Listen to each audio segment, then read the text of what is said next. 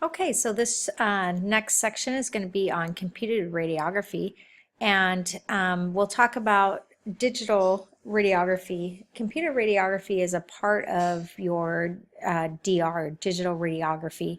This is a subset, so it's actually computed radiography within your digital radiography components. So it's different in the way that we capture the image, and we'll cover next week your DR, so your digital radiography. So this is just computed radiography, so CR.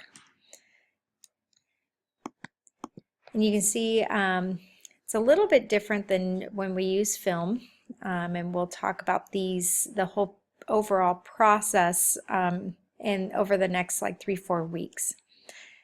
So when we're talking about computed radiography, the key components are your imaging plates, so your IP. They're usually photosimulable phosphor.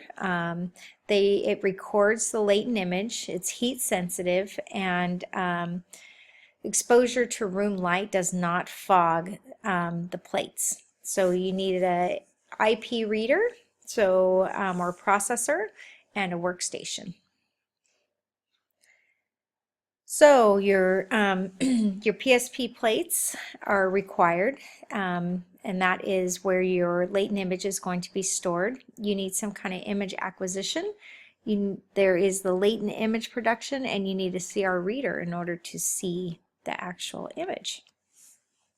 The different layers within the system. So there's the active layer, which is actually your photostimulable phosphors, just like on the film.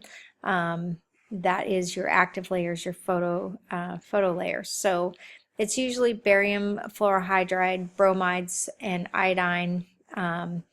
So your protective layer is on the outside for many kind of trauma from handling. Your active layer is your phosphor layer. You have a supportive layer, which is made of polyester plastic to hold the phosphor layer. You also have a conductive layer to the ground, the plate, to eliminate any static or any electrostatic problems, and absorbs light to increase the sharpness. There's a light shielding area to prevent light from erasing the data or leaking through the backing, and to decrease resolution that way. So there's also a lead backing to prevent any backscatter from hitting the plate. So, like I said, the phosphor layer is your active layer. It contains photostimulable phosphor. The most common is barium fluorohydride, bromides, and iodides with euporium activators. That's the most common. So looking at it blown up here, so we have your protective coat on the top, and you have your PSP crystals in your phosphor layer. There's a binder, so it's the adhesive part that keeps them all spread, all the different phosphor crystals in there. There's a reflective layer, the base layer, and the anti-static layer, and then the lead backing on there. So the polyester is, the whole thing is actually rigid sheets composed of several layers. So it records and transmits image from the X-ray beam, and it's inserted into a cassette. So it's a filmless cassette. It still has a cassette, but there's no film on the inside. It's this plastic, this sheet of plastic. So the common PSP phosphors are barium fluorohydride and bromides. So there's also barium fluorohydride iodides. So those are the two that are the most commonly used. Now, when we talk about what we're using there, we're using it for the K-edge and the attenuation. So it's best between 35 to 50 keV. So when I showed you those graphs, and I showed you that although we choose 80, it's about half of 40% of what we pick for our keV. So that falls right into range. That's why we're using the barium fluorohydride. So we have 35 keV. So with an average energy of 80 keV beam, that's the 35 is the average. So that's why we're using what we're using.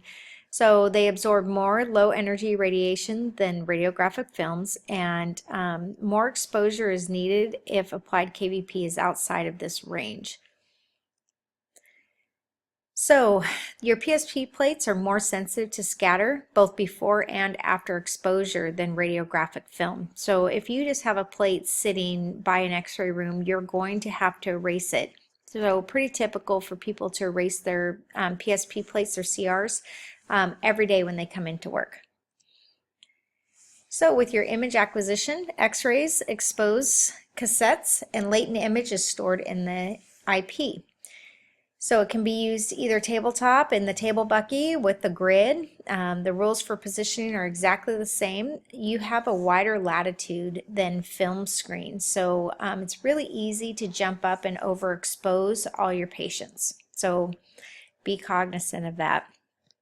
With your latent image production, so the electron pattern stored in the active layer of an exposed IP. So your fluorohydride absorbed the beam through photoelectric interactions.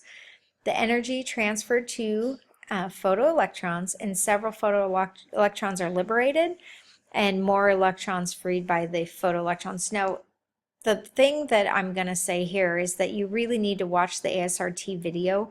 The ASRT video explains everything that I'm talking about. So I would actually stop this if you haven't watched the ASRT video.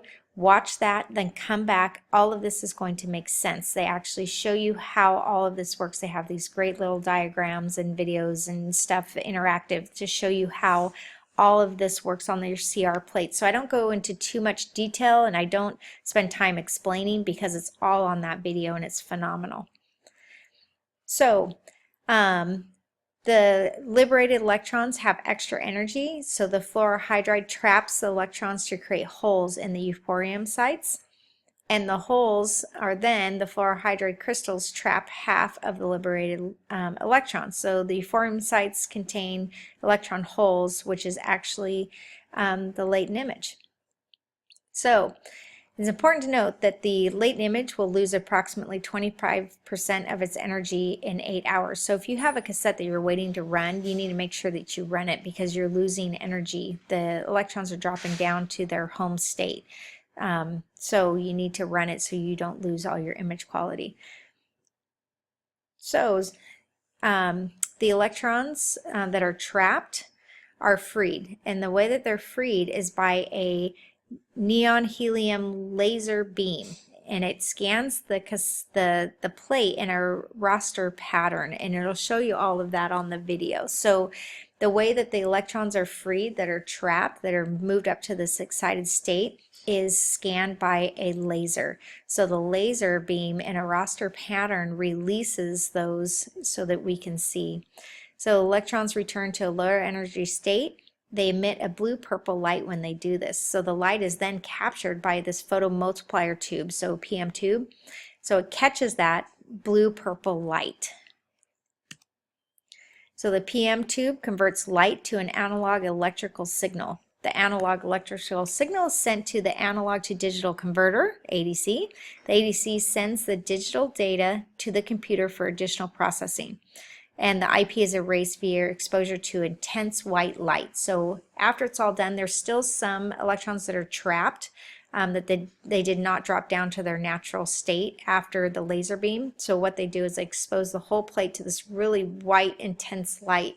Bouchon is really good about explaining that so that it drops all of them down into their natural state.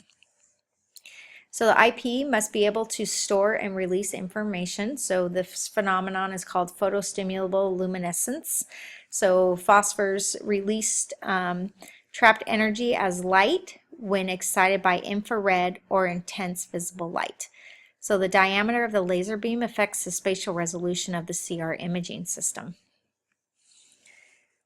So the X-ray comes in, these electrons jump up here and they're trapped and in these traps here, and then we scan them and they with the laser beam, and it gives off the light.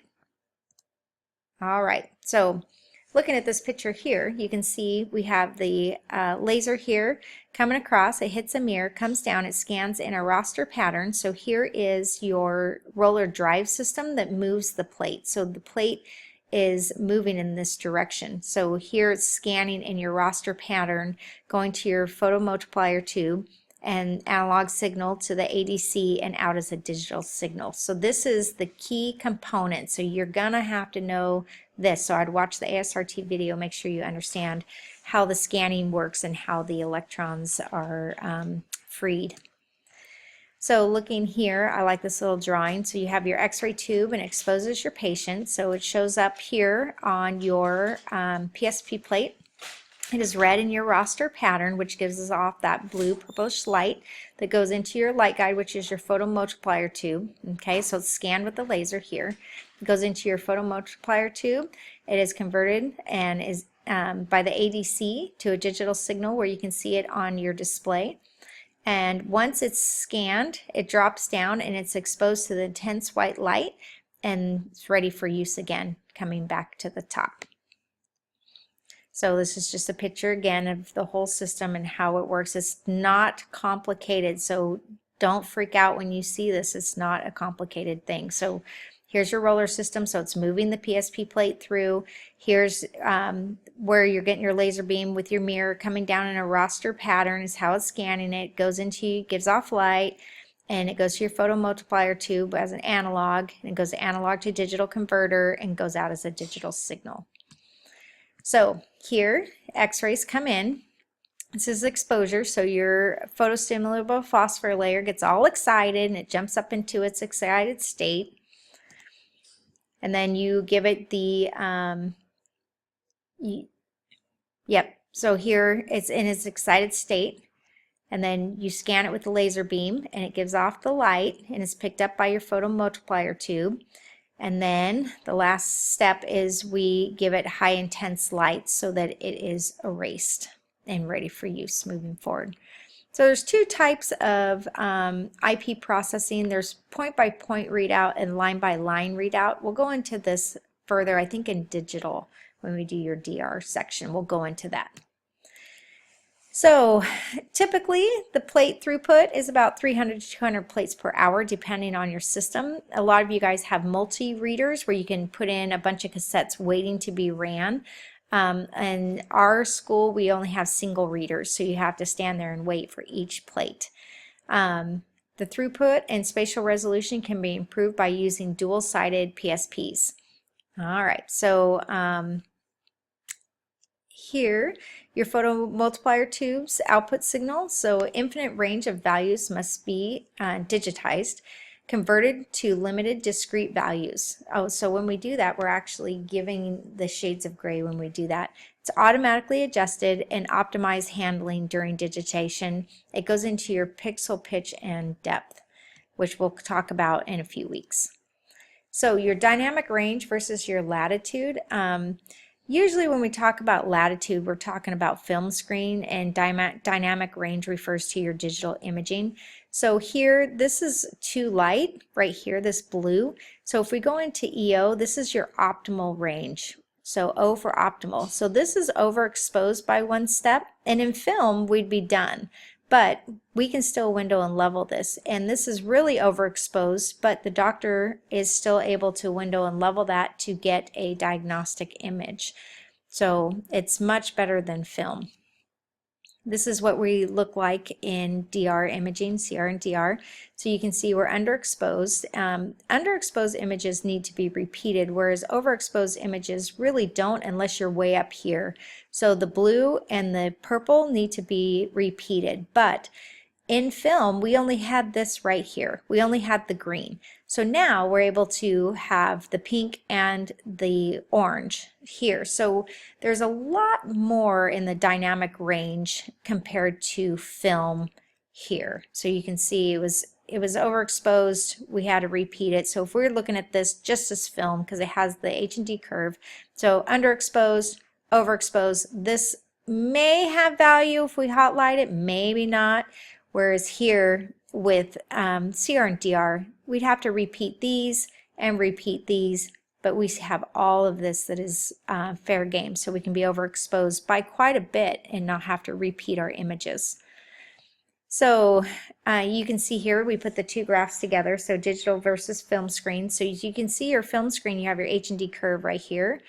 And this is our useful range right here, the 0.25 to 2.5.